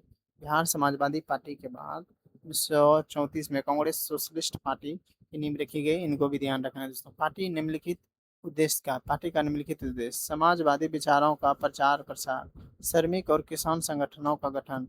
पार्टी के एक आयोजन समिति की स्थापना की गई जिसमें अब्दुल बारी को अध्यक्ष और गंगा शरण सिन्हा को पी वर्मा के सचिव और अंबिका कांत सिन्हा को कोषाध्यक्ष बनाया गया। बिहार समाजवादी पार्टी के महत्वपूर्ण नेता इस प्रकार हैं। आचार्य नरेंद्र देव, इसका जन्म जो ना 1890 में उत्तर प्रदेश में हुआ था। इन्होंने जे.पी. नारायण के साथ मिलकर देश में मार्क्सवादी विचारधारा का प्रतिनिधित्व किया। संपूर्ण संपूर्णानंद सं, संपूर्णानंद लिखित पुस्तिका जब हम सत्ता में थे, जिसमें समाज के समाजवादी संगठनों का व्यापक कार्यक्रम था। यूसुफ मेहर अली, इन्होंने 1928 में सैमन वापस जाओ का नारा दिया। इन्होंने 1928 में सैमन वापस जाओ का नारा दिया। ठीक है, आइए नेक्स्ट क्वेश्चन है। बिहार प्रोविंशियल कांग्रेस कमेटी जिसका मुख्यालय पटना में है, इसका गठन कब किया गया? बिहार प्रोविंशियल कांग्रेस कमेटी जिसका मुख्यालय पटना में है, इसका गठन जो है ना 1908, 1910, 1906, 1908 में ही इसका गठन किया गया था। ध्यान रखना है दोस्तों। भारतीय राष्ट्रीय कांग्रेस के गठन के प्रारंभिक वर्षों में बिहार में छोटे प्रतिनिधि मंडल थे, लेकिन एक प्रांतीय निकाय की चाहत 1908 में सोनपुर में आयोजित एक बैठक में किया गया। सोनपुर मेला दोस्तों, जो कि पशु के लिए फेमस है, पूरे एशिया में सबसे बड़ा पशु मेला सोनपुर मेला में, वहीं पे इनका बैठक हुआ था। ये भी याद रखना। गठन के साथ ही समाप्त हो गई, गठन हुआ फिर समाप्त हो गया। समिति ने अपनी गतिविधि पटना में प्रारंभ की। आधुनिक पटना इसका मुख्यालय था।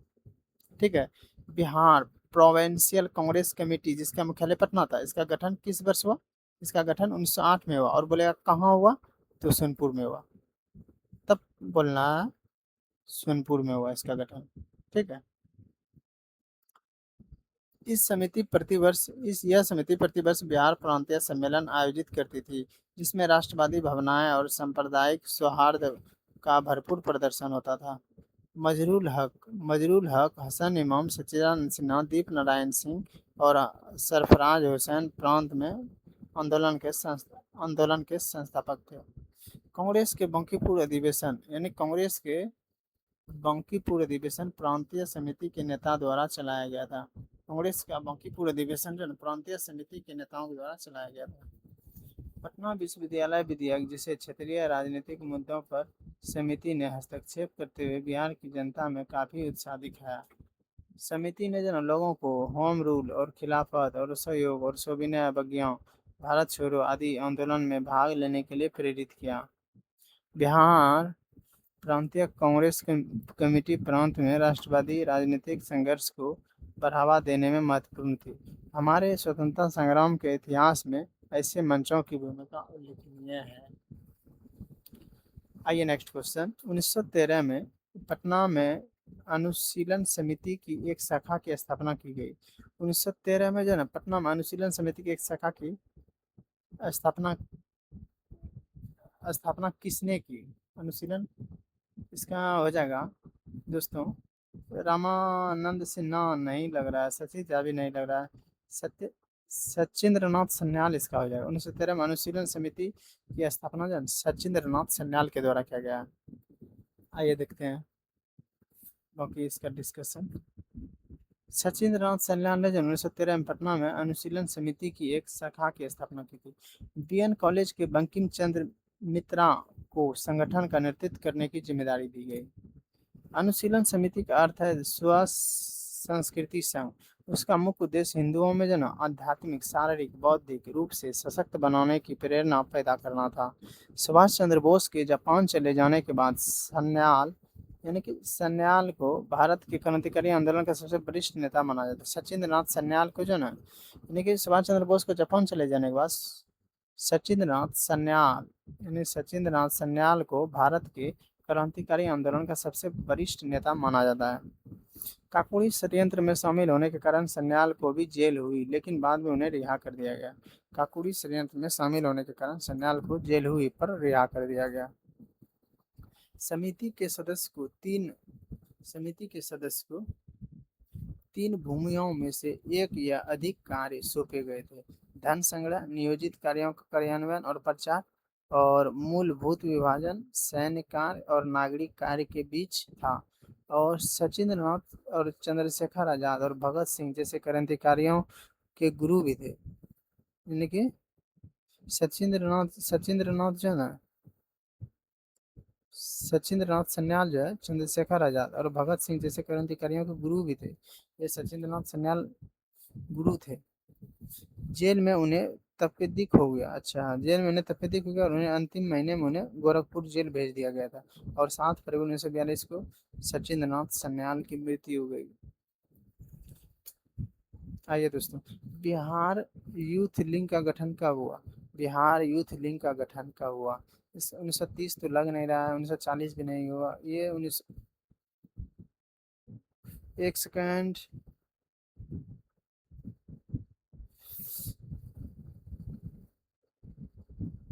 एक सेकंड दोस्तों।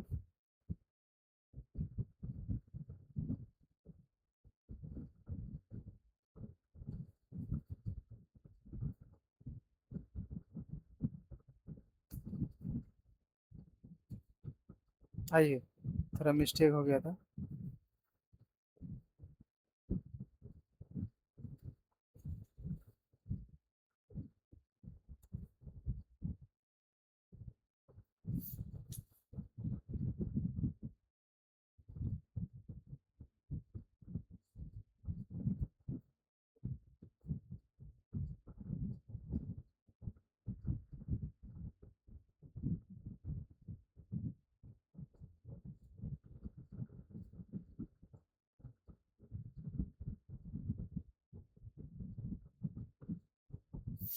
एक सेकंड दोस्तों, आ गया। थोड़ा सा मिस्टेक हो गया था, एरर हो गया था। हमें लगा कि रिकॉर्डिंग गया। मेहनत लगता है दोस्तों। आइए, बिहार यूथ लीग का गठन हुआ था 1928 में, ठीक है।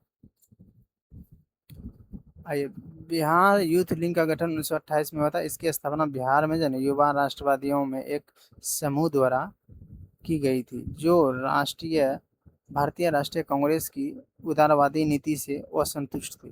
बिहार यूथ लीग के प्रमुख नेताओं में जयप्रकाश नारायण और सत्येंद्र नारायण सिन्हा, श्री कृष्ण आदि शामिल थे। ठीक है दोस्तों, आइए शामिल थे। बिहार यूथ लीग 1934 में जो अखिल भारतीय कांग्रेस सोशलिस्ट पार्टी के साथ विलय कर लिया। बिहार यूथ लीग ने 1934 में अखिल भारतीय कांग्रेस सोशलिस्ट पार्टी के साथ विलय कर लिया, ये भी याद रखना है।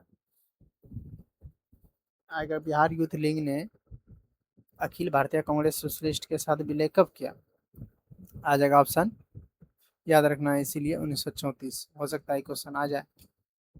6 अप्रैल 1930 को चंपारण में नमक सत्याग्रह का नेतृत्व किसने किया? 6 अप्रैल 1930 को चंपारण में नमक सत्याग्रह का नेतृत्व किसने किया? इसका आंसर हो जाएगा, ये फर्स्ट हो जाएगा, विपिन बिहारी वर्मा। विपिन बिहारी वर्मा के द्वारा चंपारण में जाना सत्याग्रह का नेतृत्व क्या कहते हैं दोस्तों, आइए अच्छे से देखते हैं। दांडी यात्रा, दांडी यात्रा जो ना 12 मार्च से 6 अप्रैल 1930 तक चला था। दांडी मार्च 12 मार्च से 6 अप्रैल 1930 दिन तक चला था। 24 दिन का यात्रा है, ये भी याद रखना, 24 दिन डायरेक्ट चला था। और 202 मील शायद, देख लीजिएगा इसे, 202 मील की दूरी तय किया गया था। गांधी जी, गांधी ने जो ना, गांधी ने सविनय अवज्ञा आंदोलन की शुरुआत दांडी यात्रा से की। 22 मार्च 1930 को साबरमती आश्रम से अपने 78 अनुयायियों के साथ दांडी समुद्र तट पर गांधी ने ऐतिहासिक यात्रा शुरू की और 24 दिनों में 250 किलोमीटर की यात्रा, 250 किलोमीटर की यात्रा, यानी किलोमीटर पूछेगा तो 250 याद रखना दोस्तों, ठीक है। पद यात्रा के उसके पश्चात 5 अप्रैल को वे दांडी पहुंचे और 6 अप्रैल को समुद्र के पानी से नमक बनाकर कानून का उल्लंघन किया। आंदोलन के कार्यक्रम इस प्रकार थे। पहला, हर जगह नमक कानून का उल्लंघन किया जाना है। दूसरा, छात्र स्कूल एवं कॉलेज का बहिष्कार करेंगे। तीसरा, विदेशी कपड़े को जलाना जाना चाहिए, विदेशी कपड़े को जलाना है। बिहार में आंदोलन के प्रसार इस प्रकार। बिहार में आंदोलन कैसे हुआ वो देखते हैं। बिहार में जो ना समुद्र तट नहीं होने के कारण चौकीदारी कर के विरोध में जो आंदोलन प्रारंभ हुआ। सिवान जिले में चौकीदारी कर विरोधी आंदोलन का नेतृत्व गंगा प्रसाद राय ने किया, याद रखना। सिवान जिले में चौकीदारी कर विरोधी आंदोलन का नेतृत्व कौन किया, गंगा प्रसाद राय। सिवान में जो है चौकीदारी कर विरोधी आंदोलन का नेतृत्व किसने किया, गंगा प्रसाद राय ने, सविनय अवज्ञा आंदोलन के दौरान। बाद के दिनों में यह आंदोलन गया, भागलपुर, मुंगेर, बाढ़, मोकामा, बढ़ैया, बेगूसराय आदि क्षेत्र में फैल गया। सविनय अवज्ञा आंदोलन के दौरान जो छपरा जेल के कैदियों ने देखिए, ये सब फोटो सहित एनसीईआरटी से एक जगह कलेक्ट किया गया है ताकि सिस्टमेटिक ढंग से अध्ययन किया जा सके। इसीलिए एनसीईआरटी का, उसके लिए आप सब निश्चित रहिए। आप सबको तो बता दिया है, मिला भी सकते हैं, नोट्स को मिलाइएगा कि जो पढ़ा रहे हैं वो लाइन एनसीईआरटी में है या नहीं है। ये वस्त्र पहनने से इनकार कर दिया, कैदी ने वस्त्र पहनने से इनकार कर दिया और नंगी हड़ताल का आयोजन किया। विदेशी वस्त्रों के बहिष्कार में पटना जिला के स्त्रियों ने बढ़ चढ़ कर हिस्सा लिया। इसका नेतृत्व श्रीमती हसन इमाम ने की, जिसे विद्यावासिनी देवी ने आगे बढ़ाया, ठीक है। गया में जन चंदावती देवी ने चौकीदारी कर के विरोध में जन आंदोलन को चलाया। अब पूछ देगा, गया में चौकीदारी कर के विरोध में आंदोलन को किसने चलाया, चंदावती देवी, याद रखना है। सत्याग्रह के नेतृत्व विपिन बिहारी वर्मा ने किया, सत्याग्रह का नेतृत्व विपिन बिहारी वर्मा ने किया, ठीक है। और सारण और चंपारण जिले बिहार के सत्याग्रह शुरू करने वाले 2 जिले थे। सत्याग्रह, यही पूछ रहे हैं, सत्याग्रह का नेतृत्व विपिन बिहारी वर्मा ने किया। कहाँ, सारण और चंपारण जिले जो बिहार में सत्याग्रह शुरू करने वाले 2 जिले। छपरा में 3 हिस्से में विभाजित स्वयं सेवकों का नेतृत्व जो गिरीश और तिवारी और चंद्रिका सिंह और भरत मिश्रा ने किया। नमक सत्याग्रह का प्रसार। एक बार जय गांधी जी डांडी में नमक कानून तोड़कर इसकी रस्म पूरी कर दी तो नमक कानून तोड़ने का सत्याग्रह पूरे देश में प्रारंभ हो गया। नेक्स्ट है तमिलनाडु में तंजौर के समुद्री तट पर श्री राजगोपालचारी और तिरुचिरापल्ली से देवरानम तक की नमक यात्रा की। सी राजगोपालचारी, याद रखना, सी राजगोपालचारी ने तमिलनाडु में तंजौर के समुद्री तट पर चित्रानपल्ली से यानी त्रिचनापल्ली से पेदरानम तक की यात्रा की। मलाबार में केलप्पन यानी मलाबार में जो ना के केलप्पन ने कालीकट से पोंथानूर की नमक यात्रा की, यानी मलाबार में जो ना के केलप्पन, याद रखना, के केलप्पन ने कालीकट से पोथानूर की नमक यात्रा की। और पेशावर में खान अब्दुल गफ्फार खान ने सामाजिक एवं राजनीतिक सुधारों ने पठानों में राजनीतिक चेतना का प्रसार किया। उन्हें जो ना बादशाह खान या सीमांत गांधी के नाम से जाना जाता है, अब्दुल गफ्फार खान को, याद रखना है दोस्तों, इससे भी क्वेश्चन आ चुका है यूपीएससी में। उन्होंने खुदाई खिदमत खार नमक स्वयं सेवक संगठन का स्थापना की, उसे लाल कुर्ती के नाम से भी जाना जाता है, खान अब्दुल गफ्फार खान को। और सोलापुर में जो गांधी जी की गिरफ्तारी के विरोध में प्रारंभ हुआ आंदोलन भयंकर विद्रोह के रूप धारण कर लिया और यहाँ हड़ताल में हजारों मील मजदूरों ने भाग लिया। नमक सत्याग्रह में सबसे तीव्र प्रतिक्रिया जो है ना धरासना में हुई। यहाँ सरोजिनी नायडू और इमाम साहब आदि के नेतृत्व में आंदोलन हुआ, जिस दौरान व्यापक दमन का सहारा लिया गया। बंगाल में जन चौकीदारी और यूनियन बोर्ड विरोधी आंदोलन चलाया गया। गुजरात के विभिन्न चालुक्यों में करबंदी आंदोलन प्रारंभ हुआ। असम में जन कुख्यात कनिंघम सर्कुलर के विरोध में छात्रों ने एक शक्तिशाली आंदोलन चलाया। मणिपुर एवं नागालैंड में जना मणिपुर एवं नागालैंड में रानी गंडलियू ने प्रशासनिक नेतृत्व प्रदान किया। पूना समझौते पर हस्ताक्षर कब हुआ? पूना समझौते पर जो हस्ताक्षर जो है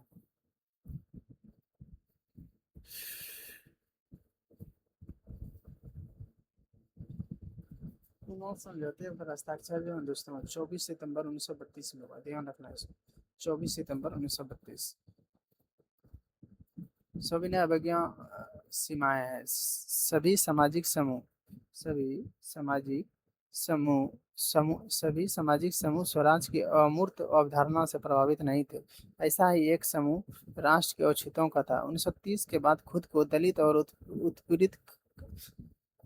दलित या उत्पीड़ित करने लगे थे। कांग्रेस ने लंबे समय तक दलित पर ध्यान नहीं दिया, क्योंकि कांग्रेस रूढ़िवादी और स्वर्ण हिंदू सनातन पंथियों से डरी हुई थी। लेकिन महात्मा गांधी ने ऐलान किया कि अस्पृश्यता यानी छुआछूत को खत्म किए बिना 100 साल तक भी स्वराज की स्थापना नहीं की जा सकती। उन्होंने अछूतों को हरिजन यानी ईश्वर की संतान यानी हरिजन यानी कि हरिजन का अर्थ बताया। हरिजन का अर्थ है यानी ईश्वर की संतान बताया। उन्होंने उन्हें मंदिरों, सार्वजनिक तालाबों, सड़कों, कुओं पर समान अधिकार दिलाने के लिए सत्याग्रह किया। मेला ढोने वाले के काम को प्रतिष्ठा दिलाने के लिए खुद शौचालय साफ करने लगे। उन्होंने उन्होंने ऊंची जातियों का आह्वान किया कि वे अपने हृदय परिवर्तन करें और अस्पृश्यता को पाप छोड़े। लेकिन बहुत सारे दलित नेता अपने समुदाय की समस्या को अलग राजनीतिक हल ढूंढना चाहते थे। वे खुद को संगठित करने लगे। उन्होंने शिक्षा संस्थानों में आरक्षण के लिए आवाज उठाई और अलग निर्वाचन क्षेत्र की बात कही, ताकि वहां से विधायी परिषद के लिए केवल दलितों को चुनकर भेजा जा सके।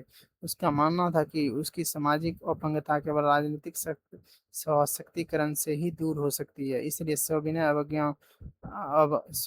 आंदोलन में जो ना दलितों की हिस्सेदारी काफी सीमित थी। महाराष्ट्र नागपुर क्षेत्र में यह बात खास तौर से दिखाई देती थी कि वहाँ उनके संगठन काफी मजबूत थे। डॉक्टर अंबेडकर ने 1930 में दलितों को दलित वर्ग एसोसिएशन में संगठित किया। दलितों के लिए अलग निर्वाचन क्षेत्र के सवाल पर दूसरे गोलमेज सम्मेलन में महात्मा गांधी के साथ उनका काफी विवाद हुआ। जब ब्रिटिश सरकार ने अंबेडकर की मांग मान ली तो गांधी जी आमरण अनशन पर बैठ गए। उनका मत था कि दलितों के लिए अलग निर्वाचन क्षेत्र की व्यवस्था से समाज में उसके एकीकरण की प्रक्रिया धीमी पड़ जाएगी। आखिरकार अम्बेडकर ने गांधी जी की राय मान ली और सितंबर 1932 में पूना पैक्ट पर हस्ताक्षर किया। यानी 24 सितंबर डेट है, 24 सितंबर 1934 को पूना पैक्ट पर हस्ताक्षर कर दिया। और इसमें दलित वर्ग यानी जिन्होंने बाद में अनुसूचित जाति के नाम से जाना गया, उन्हीं को दलित वर्ग बोलते हैं। प्रांतीय एवं केंद्रीय विधायी परिषद में जो ना आरक्षित सीटें मिल गई। हालांकि इस उनके लिए मतदान सामान्य निर्वाचन क्षेत्र में ही होता था। फिर भी दलित आंदोलन कांग्रेस के नेतृत्व में चल रहे राष्ट्रीय आंदोलन का शंका की दृष्टि से देखता रहा। यानी दलित आंदोलन जो है ना कांग्रेस के नेतृत्व में चल रही राष्ट्रीय आंदोलन को शंका की दृष्टि से देखता रहा। पूना समझौता जो है ना सी राजगोपालचारी, जयकर, तेज बहादुर सप्रू, घनश्याम दास बिरला इत्यादि नेताओं के प्रयास से 24 सितंबर 1932 को महात्मा गांधी और दलित नेता बी आर अम्बेडकर के बीच हुआ, जिसे पूना समझौते के नाम से जाना जाता है। यह समझौता के तहत जन अम्बेडकर ने जन पृथक निर्वाचन मंडल को छोड़ दिया था और उन्हें विधानमंडल के अंदर हिंदुओं के अंतर्गत ही स्थानों की सुरक्षा आरक्षण प्रदान की गई। आइए नेक्स्ट क्वेश्चन। 1857 के विद्रोह में बिहार का नेतृत्व किसने किया? 1857 के विद्रोह में बिहार का नेतृत्व बाबू वीर कुंवर सिंह के द्वारा किया गया। आइए अब कुंवर सिंह के बारे में जानते हैं दोस्तों। 1857 के विद्रोह, ये क्वेश्चन जो है ना फिक्स है, आना ही आना है, इसको कोई रोक नहीं सकता। ये 100% गारंटी है कि टीआरई रहे, बीपीएससी रहे, कोई भी रहे भी, कुंवर सिंह का क्वेश्चन आना है तो आना है। 1857 के विद्रोह के प्रथम स्वतंत्रता संग्राम और सिपाही विद्रोह भी कहा जाता है। यह 1857 से 59 तक ब्रिटिश शासन के खिलाफ एक व्यापक व्यापक लेकिन असफल विद्रोह था। बिहार में जो है विद्रोह का नेतृत्व जगदीशपुर के जमींदार कुंवर सिंह ने किया। बाबू कुंवर सिंह 1777 में जन्म हुआ और 1858 में इसकी मृत्यु हुई। बिहार राज्य में जन आरा के निकट जगदीशपुर के जमींदार थे। वह जगदीशपुर के शाही उज्जैनिया यानी पंबार यानी राजपूत घरों में से थे, जो वर्तमान में बिहार के भोजपुर जिले का एक हिस्सा है। वह राजा साहबजादा सिंह और रानी पंच रतन कुमार यानी कि राजा साहबजादा सिंह, कुंवर सिंह के पिता का नाम था राजा साहबजादा सिंह, और रानी पंचरतन कुमारी देवी सिंह के पुत्र थे। यानी कि हो सकता है इसके पिता का नाम पूछ ले, कुंवर सिंह के पिता का नाम कभी पूछा ना है, हो सकता है पूछ ले। राजा साहबजादा सिंह, ध्यान रखना है, कुंवर सिंह के पिता का नाम राजा साहबजादा सिंह और माता का नाम रानी पंचरतन कुंवर देवी, ये दोनों को याद रखना है दोस्तों। भारत में जो ना प्रथम स्वतंत्रता संग्राम 1857 से 58 के दौरान 80 वर्ष की आयु में उन्होंने 5 जुलाई 1857 को दानापुर में विद्रोह करने वाले सैनिकों की कमान संभाली और उन्होंने आरा पर कब्जा कर लिया, और जिसे 3 अगस्त को मेजर आयरे ने मुक्त कर दिया, और अंतिम युद्ध 23 अप्रैल 1858 को जगदीशपुर के पास लड़ा गया। तो कुंवर सिंह ने कैप्टन लेग्रैंड के नेतृत्व वाली सेनाओं पर जीत हासिल की। कुंवर सिंह ने कैप्टन लेग्रैंड के नेतृत्व वाली सेना पर जीत हासिल। लेग्रैंड को कुंवर सिंह ने पराजित कर दिया था, ठीक है। इसीलिए इसी पे दोस्तों हम सबका INM इंडियन नेशनल मूवमेंट अच्छी तरीके से समाप्त हुआ, और इससे हमें पूर्ण विश्वास है कि अब आप कोई भी सेट मारने जाइए, INM से संबंधित बीपीएससी का कोई भी टॉपिक उठाइए और उससे अधिक से अधिक आपका क्वेश्चन सॉल्व होगा, 100% हमें विश्वास है।